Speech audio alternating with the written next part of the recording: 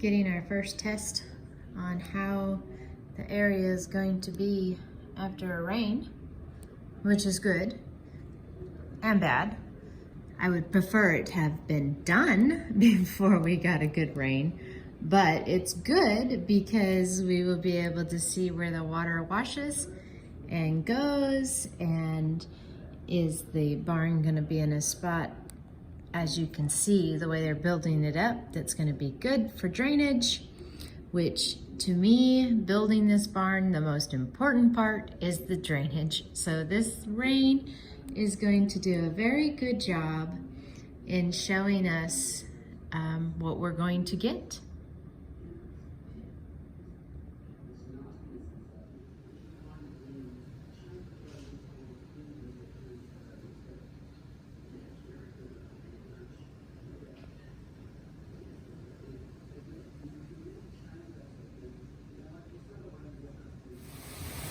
The rain just keeps coming down, down, down. And there is where the barn is gonna go. Nice and wet. But on the upside, the lake does need water. Alrighty, everybody. The rains came and the rains have not stopped. The horses are hiding under their little shelter area. Tag appreciated me putting down some cedar chips for him to lay on because he hates to get wet. And the dirt work people have, like the George Strait song, like a breath of spring, they came and left, and we still don't know why. The reason why we don't know why is because the job's not done. It was almost done. It was so close to being done. And then they called us on Monday. Tuesday would have been exactly 1 week from when they got started. And so on Monday, they called, the dirt work owner, the actual owner of the company, called and asked if they were done. And we were like, well, I don't know. I mean, I figured that was something they should know. But anyway, so I guess he talked to them or whatever. And they came and took the bulldozer and loaded it up. And whenever the bulldozing driver was loading up the bulldozer, I asked him if he was done, and he said no. But the rain is just too much, and they can't really do anything until the rain stops. And so I said, okay. It's kind of strange though, because we had a lot more rain than this, and he was still out working. So I'm not really quite sure, but whatever, it's okay. When I asked him what all needs to be finished, he said that the structure part up here is fine, and it's done. As far as where we're going to put the barn, the only thing that was left to do was to order the gravel, and I had decided to just go with pea gravel because it's what I've always used, and that's fine for concrete. So he said the only thing that was left to do was just to order the pea gravel and to lay it down so that they could do the concrete work. So I asked him if he knew when he would get back, and he said he didn't know. But when I called the barn guys, they had told me that they could lay down the rock themselves because they have a little skid steer. And as long as the place where I was putting the barn was level, they could lay the gravel on top. So that's not such a big deal, but he could have done a little bit more feathering and cleaning up just like the big chunks of mud that was left behind, but that's okay. So the pit area is wonderful, which was very concerning for me and the horses, and it's nice and clean right now, so that's awesome. So here is where the pit used to be and what it looks like now.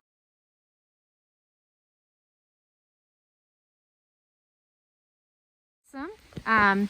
I'm hoping that whenever in a couple of years, because there won't be anything crowding it, it'll actually branch out and be more symmetrical to the area and, you know, look really cool.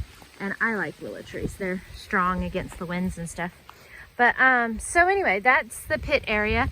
I threw a bunch of wheat seeds down, hoping that they'll take and sprout and help with erosion, especially since we're getting so much rain.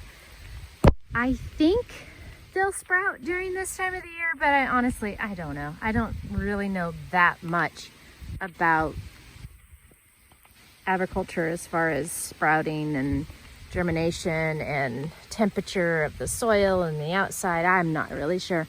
But it's supposed to rain today and tomorrow, and then we're supposed to get a handful of days, like 4 or 5 days of sun. So maybe that the water will soak into those little seeds, and then when the sun comes out, they'll just shoot up and be all nice and green and help that area from erosion. We shall see. So a little bit of drama with the barn. Not a lot of drama, but a little bit of drama. The person that drew up my plans for the barn, he was on a honeymoon last week and was supposed to be back in Monday. So today's Wednesday. So he was supposed to be back in on Monday, and he was supposed to give me a call and work out the plans of what the barn was going to look like. The height of it's very important to me because of storing the hay. And we were supposed to go through all of that and then draw up a contract and sign it and send them a check and get on the way. And today is Wednesday, and I still haven't heard from them.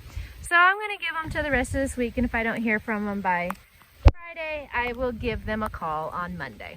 But anyway, guys, that is that for now.